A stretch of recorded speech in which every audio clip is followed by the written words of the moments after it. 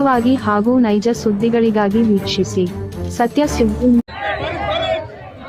दावनगिरे के बुजुर्गों, माँ बहनों, नौजवान साथियों,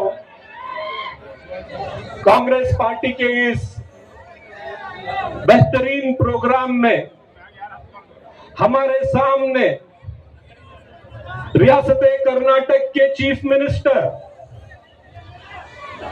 इस रियासत के गरीबों की आवाज, इस रियासत के दलितों की आवाज, इस रियासत के अक़लियतों की आवाज और पूरे हिंदुस्तान में आरएसएस और संघ परिवार के एजेंडे के खिलाफ खड़े होकर, निडर होकर जो आवाज बुलंद होती है, जनाब सिद्धरामैया साहब हमारे इस स्टेज पे मौजूद हैं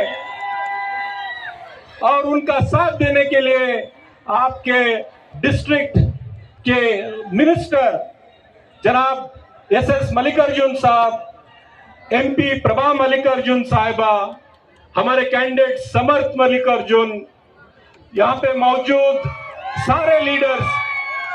मुझे वक्त कम दिया गया है, ज्यादा वक्त नहीं है, इसलिए माफ कीजिएगा, मैं सबका नाम नहीं ले सकता। तनवीर सेठ साहब है, हारिस भाई हैं, सलीम अहमद साहब है। बुजुर्गों, दोस्तों, नौजवानों, मैं शहीद हजरत टीपू सुल्तान के रहमतुल्लाह अलैह के सरजमीन से आता हूं और जो शहीद की सरजमीन से आता है वो कभी यहां खड़े होकर के झूठ नहीं बोल सकता। प्यारे गयूर नौजवान साथियों, हमारे बीच deputy chief minister D K Shiv Kumar साहब, हमारे पार्टी के अध्यक्ष, वो भी आए हैं, उनका भी मैं इस्तकबाल करता हूं। दोस्तों, बुजुर्गों, नौजवानों, मैंने आपको कहा कि मैं शहीद की सरजमीन से आया हूं और मैं यहां खड़े होकर के चंद बातें आपसे कहना चाहता हूं। ये चंद बातें क्यों इतनी जरूरी है, क्यों इतनी अहम है?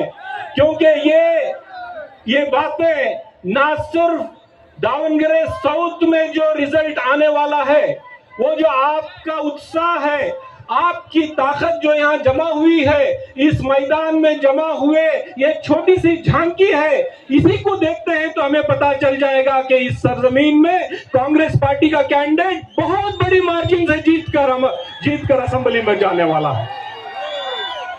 दोस्तों, बुजुर्गों, नौजवानों, बहुत सारी बातें हो रही हैं।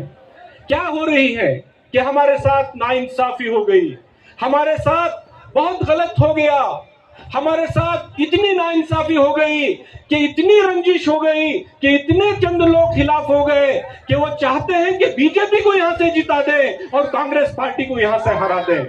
मैं उन सब से कहना चाहूंगा कि यहाँ की आवाम, यहाँ का वोटर सियासी तौर पर बेदार वोटर है।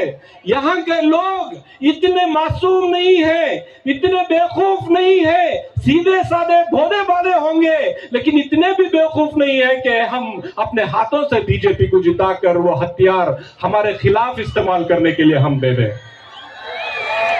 दोस्तों, बुजुर्गों, नौजवानों, जिन लोगों ने कहा कि कांग्रेस ने हमारे साथ नाइंसाफी की है, मैं उनको बताना चाहता हूं कि क्या क्या नाइंसाफी की है। ये रिजवान अरशद जो एक आम घर से आता है, इसको एमएलए बनाकर आपके सामने किस पार्टी ने खड़ा किया है? तनवीर सेठ को किस पार्टी ने खड़ा किया? यासिर पठान को किस पार्टी ने खड़ा किया? एनए हरीश को किस पार्टी ने खड़ा किया? सलीम अहमद को किस पार्टी ने खड़ा किया? 10 एमएलए किसने बनाए? कौन सी पार्टी थी वो जिसने बनाए? हमारी बहन यहाँ जो एमएनसी है, बल्किस बानो, उनको किस पार्टी ने बनाया? दो मिनिस्टर जमीर अहमद साहब और रहीम खान साहब किस पार्टी ने बनाए? कांग्रेस पार्टी ने बनाए। यूटी खादर जो स्पीकर है, किस पार्टी ने बनाई? कांग्रेस पार्टी ने बनाई। ये नाइंसाफी है। 20 लोगों को बॉर्डर कॉर्पोरेशन के चेयरमैन बनाया, किस पार्टी ने बनाया? कांग्रेस पार्टी ने बनाया। राज्यसभा में हमारा भाई नासिर हुसैन बटाए, किस पार्टी ने बनाया है?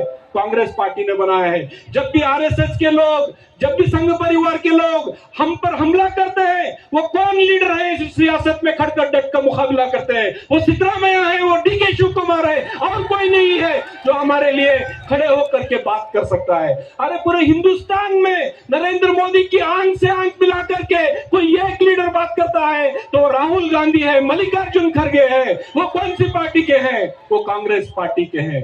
ये लोग, मैं देख रहा था यहाँ के एक जमाने के बहुत पुराने लीडर सीएम इब्राहिम साहब इस धूप में गली गली घूम रहे हैं, घूम कर बोल रहे हैं कि कांग्रेस ने क्या किया, कांग्रेस ने क्या किया।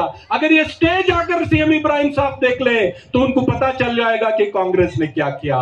अरे इब्राहिम साहब, कांग्रेस ने आपको एक सिटिंग एमएलए की टिकट काट कर भद्रावती में दी थी। एक सिटिंग एमएलए था, वो हमारी कौम का नहीं था। आपकी जिद की वजह से हमने उसकी टिकट काटकर भद्रावती में दी। क्या आप वो सीट जीत पाए? क्या आप वो सीट जीत पाए? आप नहीं जीत पाए, आपका डिपॉजिट नहीं बचा, और आप जो खुद एमएलए नहीं बन पाए, आज गली गली दूसरे को एमएलए बनाने के लिए घूम रहे हैं। दूसरे बना नहीं सकते। जो आदमी खुद नहीं जीत पा रहा है वो बोल रहा है कि मैं कांग्रेस को हरा दूंगा, बीजेपी को जिता दूंगा। ये आपकी बस की बात नहीं है। कांग्रेस को दावणगेरे साउथ में जब तक आप हरा नहीं सकते तब तक इस दावणगेरे साउथ का वोटर, सेक्युलर वोटर, सबको साथ लेकर कांग्रेस की आइडियोलॉजी हिंदू, मुसलमान, सिख, ईसाई हम सब हैं, हम सबको साथ लेकर चल रही है कांग्रेस पार्टी, तो आप बिल्कुल नहीं हरा सकते। दोस्तों, पूरे दुनिया में आज एक जंग चली हुई है। एक तरफ अमेरिका और इजराइल है, एक तरफ ईरान है। कांग्रेस पार्टी खुलकर ईरान के साथ दे रही है, बीजेपी खुलकर इजराइल के साथ दे रही है। जंग शुरू होने से 2 दिन पहले नरेंद्र मोदी इजराइल जाकर नेतन्याहू जो दोजख में जलेगा, गाजा में, फलस्तीन में 50,000 लोगों को जिसने मारा, हमारे 18,000 नन्हे मुन्ने बच्चों को जिसने मारा, वो नेतन्याहू, उसके साथ ये बीजेपी के मोदी की दोस्ती है। आप बताएं, उस बीजेपी को आप जीतना चाहते हैं जिसने फलस्तीन में हमारे बच्चों को मारने वाले इजराइल का साथ दिया? बताइए, आप जीतना चाहेंगे? क्या आप उस पार्टी के कैंडिडेट को जिताएंगे जो फलस्तीन के साथ खड़ा रहा? क्या आप उस पार्टी के कैंडिडेट को जिताएंगे जो इंसाफ की बात करता है, इंसानियत की बात करता है? क्या आप जालिमों को ताकत दे देंगे? क्या आप मजलूम का साथ नहीं देंगे? अरे एक सीट की बात है, आज नहीं तो कल हमें जरूर मिल जाएगी, लेकिन अगर यहां से बीजेपी जीत कर चले गई तो इसका खामियाजा हम सबको भुगतना पड़ेगा। अगर यहां से बीजेपी जीत कर चले गई तो आप सिद्धरामैया के हाथ को कमजोर करेंगे, आप डीके शिव कुमार के हाथ को कमजोर करेंगे। अगर यहां से बीजेपी जीत गई तो आप नरेंद्र मोदी को मजबूत करेंगे, राहुल गांधी को कमजोर करेंगे। दोस्तों, भाइयों, बुजुर्गों, नौजवानों, किसी भी कम्युनल पार्टी को जिताना हमारे हक में नहीं है। चाहे वो कम्युनल पार्टी बीजेपी क्यों ना हो, चाहे वो कम्युनल पार्टी एसडीपीआई क्यों ना हो, ये सब कम्युनल पार्टीज हैं। अगर एसडीपीआई मुसलमानों की नुमाइंदगी की बात करती है तो मैं उनको पूछना चाहता हूं, जो शिवाजी नगर में, क्या मैं मुसलमान नहीं हूं? मेरे खिलाफ क्यों लड़ते हैं? क्या तनवीर सेठ मुसलमान नहीं है? इनके खिलाफ क्यों लड़ते हैं?